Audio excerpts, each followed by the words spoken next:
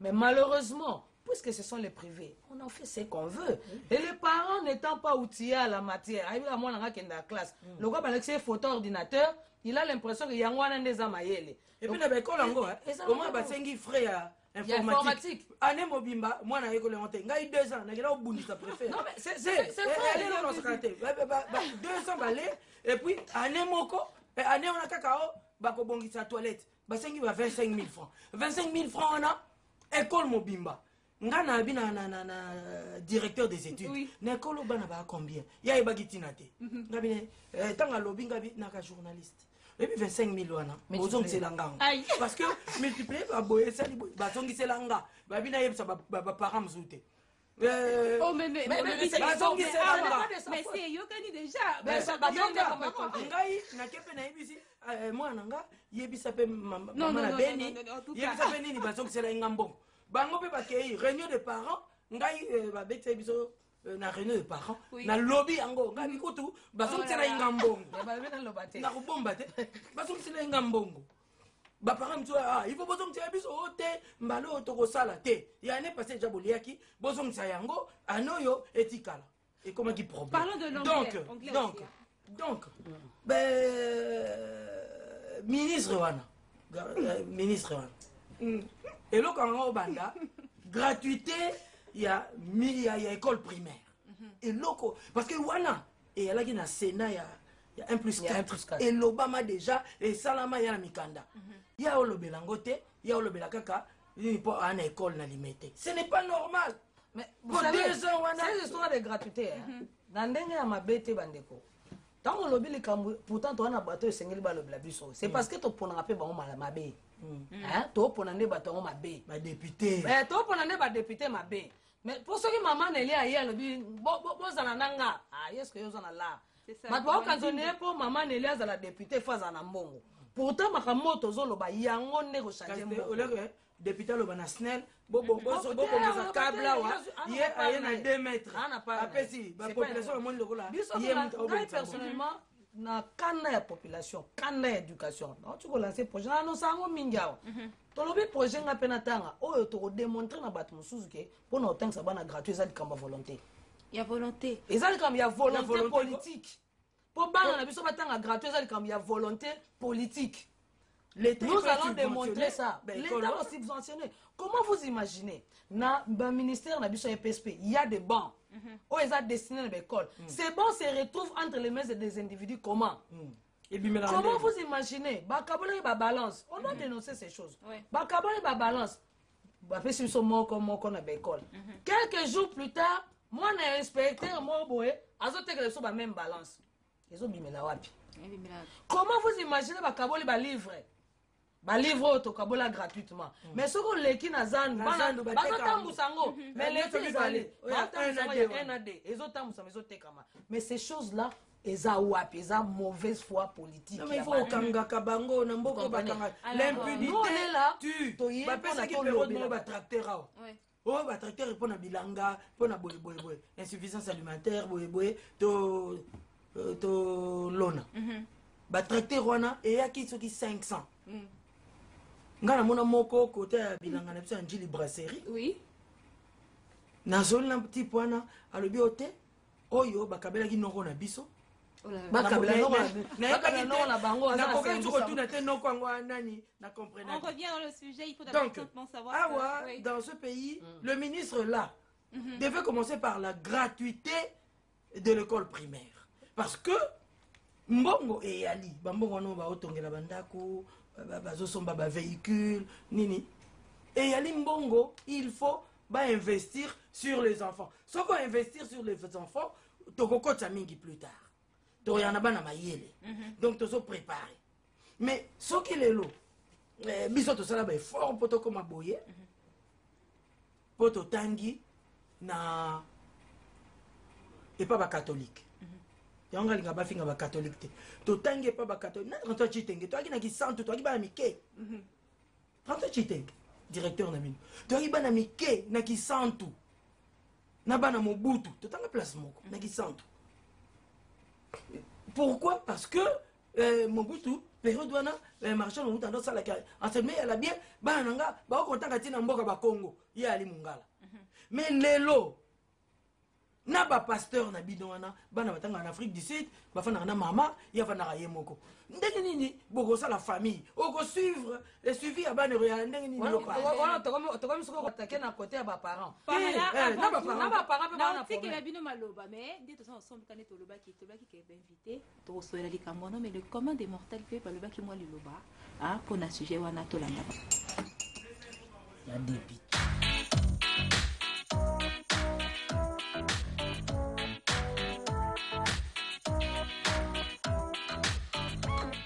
Ah, oui, les autres même ont appelé ça rentrée colère. Là, tous les parents sont en colère parce qu'il n'y a pas l'argent. Et ce qu'on trouve, bon, on en partage juste pour faire le mieux, quoi. Parce que maintenant, nous nous attendons comment on va faire rentrer les paiements de frais scolaires. Nous ne savons pas comment ça va se faire, avec le temps et avec le peu de moyens que nous avons.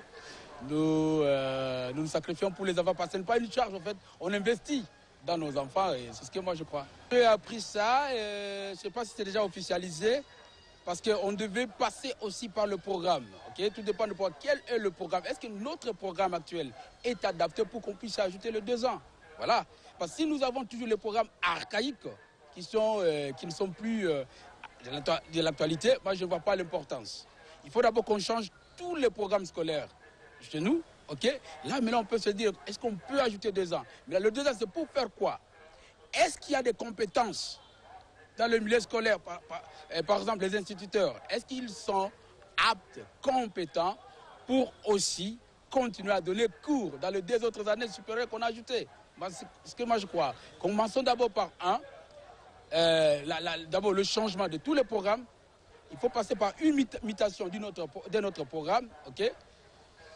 Qui soit aussi adapté aux phénomènes et aux réalités actuelles. Lelo sokotali majorité okotala nanzela ba mama ba memi ba basena mutu ba mama ba memi ba kitunga bazotambwisa bazoteka biteka teka o kala ezalaki lelo bazoboya marché pirate bokoboya ndenge nini bino mibali bafuta makaisute ba mama bazoteka majorité d'ailleurs okomo na rentrée scolaire ba mama nde bakomosala papa kangi maboko po azana ngote ayebi biteka teka te mama nde ayebi kosomba ndunda ateki awa batangaka bien te po ba fonctionnaire bazo souffrir soko tali ba messieurs bazo tangisa na primaire baza ba souffrier peut-être ba professeur ba cause la moins bien po ba ujana wana ba cause mbongo apesi professeur na melata secret mais o ya école primaire azana rien peut-être à profiter ba parents ba pesa ki 500 francs ya jus parents messieurs cause 200 francs. Et Simbati. Et c'est qui singa. Tout ça, ce sont des distractions. Tozo continue cause à la distraction. Parce que ezande biso ba population de bazo distraire biso. Makambo ya malonga nanu ba sala bazo sala te. Nini bakiseli biso nako bakisa 2 ans wana na école primaire nako tika ndenge tozalaka e bakiseli biso ni. Par rapport à la décision wana, il y a des comités de parents. Bon, le gouvernement azozwa makambo na esa que atuna ba parents ndenge zalaka kala comité de parents, président ba parents zali wa kokoko matina enseignement a sololi na bango. Lelo ezozala te. Donc même tala ba école comme ba privé, donc école na école ezosala makambo nango. Oui, merci pour la question. Et officiellement, la rentrée, c'est aujourd'hui. Mais officieusement, il n'y a pas la rentrée. D'ailleurs, partout au monde et dans des pays qui se respectent, l'école primaire doit être gratuite et obligatoire. Actuellement, dans ce pays, le taux de natalité est plus élevé. Et alors, le taux de scolarité est trop bas. Pour dire que les enfants ne vont pas à l'école. Et d'ailleurs, nous avons envoyé les enfants à l'école ce matin. Ils sont combien? L'école, on exige le frais d'un compte. $100, $200, $50. Et pourtant, que les parents sont payés combien? À quel taux? Un fonctionnaire a un salaire de combien? 100 000, 120 000. Non, il y a une dégradation à outrance, ok? L'école a 3 missions. Former, informer et s'occuper au problème de la cité. La cité est dégradante. Alors l'école va faire quoi? Les acteurs de l'école ces acteurs sont incapables de résoudre le problème de la cité. Mais vraiment, en tout cas, il y a la foutaise. Il y a la foutaise. Tout ne marche pas au niveau de l'éducation. Il faut qu'il y ait... On doit changer le système éducatif en RDC. Et alors, c'est alors que l'enseignement sera adaptatif par rapport au milieu. Il a ajouté des ans en fonction de quoi? Il y a l'éducation en RDC. Il y a des institutions appropriées pour évaluer le système éducatif. C'est l'UPEN et les ISP. L'UPEN, son rôle, c'est quoi? Ça dit l'UPEN, l'Université pédagogique nationale, c'est mère de l'éducation. Moi, j'aurais souhaité que l'État congolais pose les problèmes au niveau de l'UPEN. Alors, les institutions appropriées, les institutions vont maintenant faire l'évaluation. Alors, après l'évaluation et les institutions appropriées, donc les institutions d'enseignement, les UPEN et les ISP, ils vont proposer au gouvernement la marche à suivre.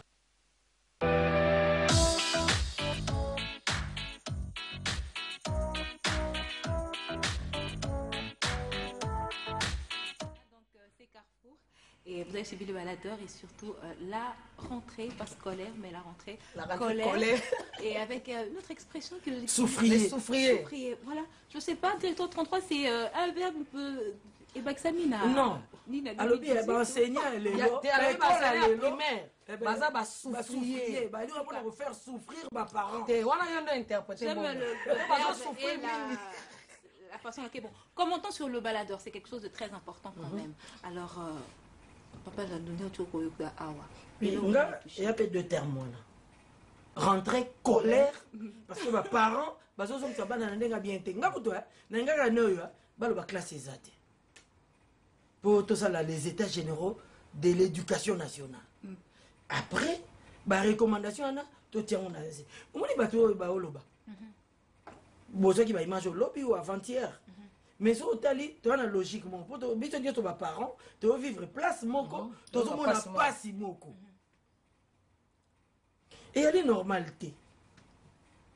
Bah on peut-être va éviter que Moutoumoko ali ministre en école. Pour aller ministre, il y a un qui ici Minerval. Mais Minerval n'a pas tout nyoso ba bien avec le Minerval et moi na autant en États-Unis. Les lots, bah député Missa tu peux na yebi ba na ba école. Pour ba foutre bango $10,000, ba quitter ici Minerval. Mais Minerval là ba quitter ici ba tourner ba yebate. So ka to leke élection, ba ozong sa Minerval. C'est ba zongi cité. Ba ozongi ça. Ba to linga mbongo. C'est ba zongi cité na. Ba yali na no ba enseignante. Mais bah, il y a une école. Donc, bah, ça là, on a des à faire. Pas commerçant. Et bah, alors, si on a des députés, il y a un qui tisse. Et volontaire sur la population, il y a volontaire sur la population, il y a. C'est pourquoi il y a que les lots va se retrouver ministre, député, et élection, ils ont ya tout qui tisse pour voter biso. Et on est, c'est facile à comprendre. Au moins, maman a lobby va enseigner à souffrir. C'est qui veut vraiment enseigner à souffrir. Enseigner à souffrir. Souffrir dans si quelqu'un inspecteur moi une école, place là biso tozali, aye abandi ko gangela ba enseigner na esi nga bi papa. Enseigner mes ali domaine au bat balingi ko to yate. Il y a aucun élève à 6e de pédagogique, tout na soit de comme maître, a boya. Si moi 2-3 bandimi, mais vous changez bon on a coin. Ah ça n'est là. Mais attends mon père maman ne peut pas comment la maman na malolo moko. Mais toi ça na souhaité lingi qui n'est pas élève.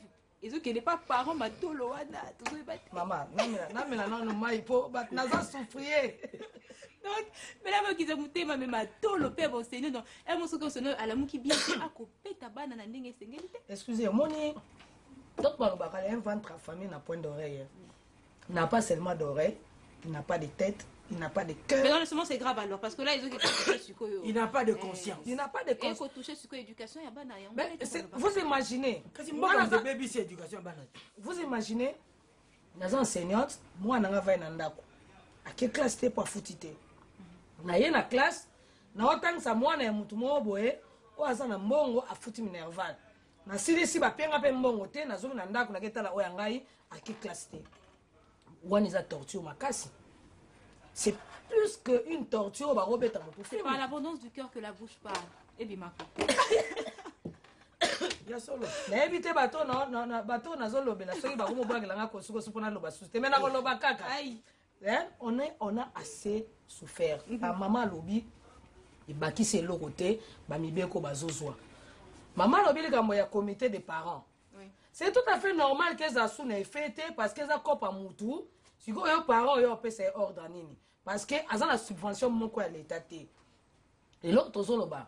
Apa bimisili kam ya bato to yebi bango déjà banda kala. To banda kotala mutu ezali ndenge ezali na banda kala. Ezala bato ba changer na ba circonstances. Soko yebi mutu changer na circonstances China mu panzi. Botala nende kwa lobi ngana culture bato nezo ba yebi ngana culture. Bato na éducation maman nele ba yebi na éducation. So maman nela betro sur l'éducation bité yeto yebi déjà dans domaine. Bocha biso na ba ministre. Bocha biso na ba ministre politique. Bocha biso na ba bocha biso. Mais botika biso na noto to yebi makambango to salango. Bon pendant dans le point les deux tobili makompe il y a Minerval exagéré. Alors ne pensez-vous pas que tant que moi na là que nandimi na futa nanga cher parce que apparemment eza lokola degré à mbongo mukie éducation mukie. Bon me belé éducation à malonga. Mais et objectif à ça l'école te. Maman c'est l'école. Papa na tuna na mboka na biso. Botangela ngai na bekolo biso te bafutaka cher wana combien de lauréats babima. Ba lauréats na biso nyonso ba diplôme babima na bekolo mpe babima na ba institut na biso ka bekolo pam. Botangela na bekolo te makuna te. En tout cas, ma journaliste, ça l'enquête. Talaka ba lauréats na biso bano basala bani no di concours à dicter. Babima na bekolo cher te. Mais pourtant, mes parents m'ont dit clairement que moi, je fais une éducation, madame, donc je dois investir dans ces cas. Investir les parents. C'est ça par rapport à Bakara. Au moins, mon bout a l'habitude dans le balai congolais achètent, les aéros achètent mal. Ceux qui battent les livres à 200 francs, même les pendant ce bâtiment 500. Ils ont l'impression que 500 on a des commissions bien. Il y a un moment où ils ont tendance. Et puis, tant que tu y habites, maman, tant que tu y habites, dès mon âge, non, et mon bout, Marshall Mobutu. Le 24 juin, on a gagné un télé, et na Kinkole. A télé mi place mon belé loba comme ça au Zandu. A au télé maman, yo, ouais loka loba yaka. Maman li kamuni. O tenga ba futa kanga ite, ba futa binote, o sala na mutsani. O pa ya na ba futa kate. Société wana maître nimi to kangango. Ozomona. Azo so ba décision azo yoka. Mais li kamba ba école privée. Ezo sala na makasi nango. Yo l'État aux autres le logo on a 2% ya l'école. 2%. O lingi ko imposer biso to yo ke la hote. Ngaye ngakutu na ngo sunga na ngai bata bongo. Po yo na 2% na yo logo te. Siko yo ko imposer. Et puis na école na on peut ba ezala raté. Dans le fait autre chose clairement que on se dit de changer appellation parce que niveau d'enseignement est commis pratiquement que effectivement parce que il faut de ce qu'on à la rebelle politique pour tous lever là par rapport il y a système éducatif on est à dans cas il y a cycle d'orientation. Alors et ça va moi on dit clairement que kotanga tanga tangi belé moi na pe azoko accumuler ba géographie ba histoire d'après d'autres personnes ndenge basala rappeler moi libanda que à ceux qui moi na posa de la cas historien bomele ba ko wana mususu à se spécialiser uniquement dans l'inuana. Bon oui mais c'est non maman enseignement le commis il faut qu'on alléger en gros pour la compréhension bana oye biso tanto ibami ke na Belgique nini bana parents amoni que moi na ngayo que la flamand pani asali attestation de dispense donc balongoli ba flamand ba grec ba latin balangelo ba maraté bino boyo pesa moi na nga akoye que longo pona nini attestation de dispense balongoli ba bloka pam wana boye charger moi na nga te à une certaine période na bulletin moi na nous on s'est battu pourquoi français il faut battre sur 50 chant il faut battre sur 5 au moment où moi na moro boye azala ko exceller na mingi na chant mais aotikala ko zoate na classe donc bo condamner moi na échec parce que point wana pour pondération exemple que nous avons proposé un bulletin oyo eza contesté bazomeka koadapte ngo moke me problème ya biso eza nini balingi koyoka batechnicien te bato bakanza kozala technicien soki oza secrétaire général moko boye quelque part les vrais techniciens eza bato bana terrain les enfants sont condamnés na système or le système éducatif toza na première page na biso finalité enseignement c'est par rapport ya besoin ya mboka mboka na biso sikoyo eza na besoin ya nini eza na besoin ya bata français ebele te mboka na biso sikoyo eza na besoin ya batechnicien donc avant quand on a la réforme ya programme c'est par rapport aux besoins réels ya mboka nous avons besoin ya bato baotonga nzela nous avons besoin ya bato baotransformer mabaya oyo eza na équateur et ya po bana na bekole na biso baza na baban. On n'a pas besoin de baser sur la théorie. Fini ta théorie. La théoricien basé. C'est comment la relation et comment la relation c'est ça. Menuisier Basili. Surtout moi je jeune ba la rasoute. Basel raté. Mais le type de bazin là bon kaka. Ils a ka bazin menuiserie même ba memi on a dingue technologie. Non, ils ont comme technologie te. Pourquoi na yo, hein? Tous appels. Total na Babylone, ta musu ngwa bolenge zanan. Toto na baleki na biso. Akaza na deuxième otuni, on sa sectionner. C'est moi na ça littéraire. Bon, journaliste bon lim ça mais littéraire ça. Littéraire. Porte journaliste on a besoin littéraire. Bon, journaliste peut pas rassou mingi te na ba TV. Bazana bangote. Littéraire ça spécificité na bana kin bani. Éviter apport ya la tête tout comme ça. Bon, wana ndi bino boye biango. Mais aujourd'hui nous n'avons pas besoin de latinistes. On a besoin de maçon. On a besoin de menuisier. Voilà pourquoi ba biso amane le tolobi Boti ka biso ba ramso to sala ngo parce que mabaya wana fait longwa kuna ya osala ban. Mais maman, quand vous avez bongo, moi, on a fait oyo à côté de la classe. Ça peut peut-être un mot à dire. On regarde les réalités. Que effectivement, il faut tout le cadeau tonga na katia mboka mais l'enfant te dit que moi, j'aimerais être géographe ou bien j'aimerais être dans le domaine moussous. Au cas où conformer moi na par rapport, il y a réalité. Géographie de G salamatologie. Et pas former ma géographie il y a ma capacité naïe. OSP devenir parce que l'enfant c'est du complet. Moi on a que lipa naza posa na koma muto asala ka lipa pas moni yango. Ce n'est pas ba théorie oyo papa pas journaliste yé mo azo forger mo ane nanda déjà pas comme journaliste. Ba journaliste c'est biso ba foutre biso bien té. Na ba patron presse. C'est comme moi on a comme journaliste. On a ça les comme système. Tozo biso pe éducation parce que moi là mo kwa hier le bic là mon azo kende kuna nga vraiment makasi na ngeza na koloba. Non koloba et tout comme ça. On est elo tozo kuna na ba parents hein na mena beta moi c'était mokina ba parents. Toujours recevoir parents hier. Moi nazali na 5 ans parabi moi na ngaza mayele na linga kota na mon premier primaire. Ça aussi c'est un problème tozo kutana nango.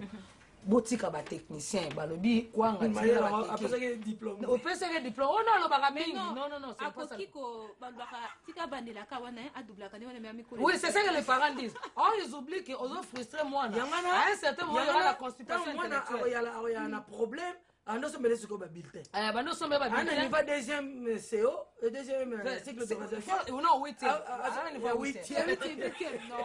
Mais quand même. Oh, ah ça l'examen d'état. Toujours tala. Toke loin té. Nièce nanga. Nalinga mingi, pour ça comme ça là bien. Mais il y a moi. OK. À 34% na 5e. Ah là là. Maman n'a sommé les bulletins. À 62%. L'examen d'état. Na 5e on dit 34%. 34 nièce nanga. Mais quand même au loba, combo mais bon soin nanga. Non maman nanga. Siko. Elle se retrouve. Ah on se retrouve Non, elle se retrouve dans 62. Mais non, mais dans la vie professionnelle, elle travaille et comment? Non, on dit qu'on se la boussobo et on bima. Oui, comment examen est attend les biso. Bon, c'est là 2 mois. Bah so corriger dans ma boque. Bon, corriger sérieusement. Ouais, comment? Faut d'accord mon te bimi sarango et puis et puis après une semaine. Il y a un monnaie, bah ça ko boua kaka bango na marché. Tu recevais ba licencié belé, après c'est critère. Na faculté. Mais on n'est pas na papa. On n'est pas si de kufazana hein. Sincèrement, tant trop bête masola bano hein. Ngana bête on a pas si na mutema makasi. Parce que ezala ba parents. Ba mo ba lemba na ba masolo ngo. Ya bana. Mais bazaka parce que ba continue au putabala te qui paraît ezala ka rapport ezalaki eboti abimi. Mais qui souci à moi na yo ngana kona mitona na kena opena kota ba parents pe ba bato mususu. Comment yo tiki moi no banda le 3 septembre banda lundi oyo kutana tamso na nsenga ka jour yo retiré bulletin le 2 juillet. Na juillet. Ba réunion de parents ba ya raté. Ma faute na bon pété ba école ba le belara minerval. Na réunion de parents, ya ba le mabaki maka. Ya moi biso to changer to loba école de parents. So comme si moi n'est pas na ngana, par exemple, hein, yo mo pour côté classe. Ah, école des parents hein. École de parents. Okay. Au côté classe, on doit te parler à psychologie, ba na sénat première. Moi na 6 ans se comportera ndengani na ndaku, a se comporter ndengani na classe, matière nini oh faut payer ça y est pour qu'il a évolué bien. Donc, moi, je pense que les charges sont tellement partagées, mais la grande responsabilité revient aux décideurs. Parce que ceux qui vont décider bien, Bissot va appliquer, suivez pas ça bien. Mais, oh, tous on vivre, bon, il n'est pas de l'oba pour me non, mais, bah, décideurs, on malade. Bango. Bango. Yo aussi, Moutou. Même là, on me soute au loba. Salaire à ma député est comme ça. On a 10 000 $. Santé. Salaire et député, et l'on a 10 000 et on a la volontaire aussi. On a marché. Et puis, député, on a ministre. On a ma bezani. Nous allons les amaber. Et les autres, ma bus, nous allons. Comment tu imagines que chaque pot. C'est défoulé, ok. Ça veut dire qu'on a action, elle est capable chaque jour, elle a 2000 francs. Cette personne-là se laisse à même 2000 francs, il y a des dépenses à chaque jour. Pour cette, on a 14 000. Mais on dit, on sacrifie banana yo pour la moko. Même là, je comprends de pouvoir revenir. Vous êtes dit, et pensez-vous des émetteurs que l'on doit inclure de culture congolaise, enfin, des arts africains. Et d'après, c'est un projet depuis 2006 à un mini plus fonction, mais il m'a encouragé. Et puis, je lui ai écrit, parce que il a n'importe quoi avec moi, gagner l'argent. Nous vous permettons de pouvoir acheter ces produits.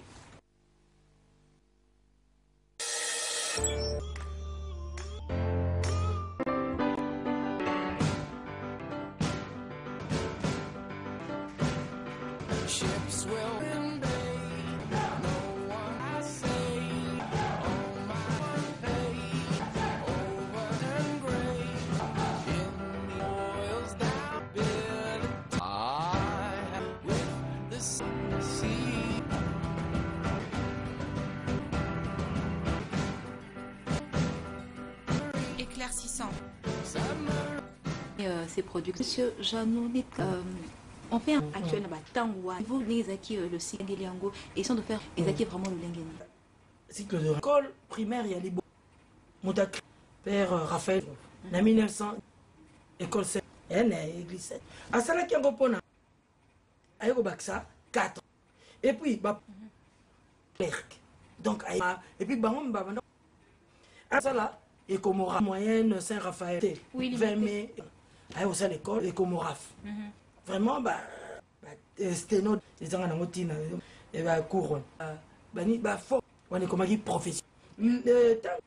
Bah, Colomba, bah, Tigala, non. Si Gonder, on a déjà baptisé 5 ans. Argent, vous devez être 6. Vous avez 6 ans. Et ma banne. Il y a une tentation. De, bah, 6 ans. Le boy. Moutouni soit rolinga réforme. Réforme est ma bête.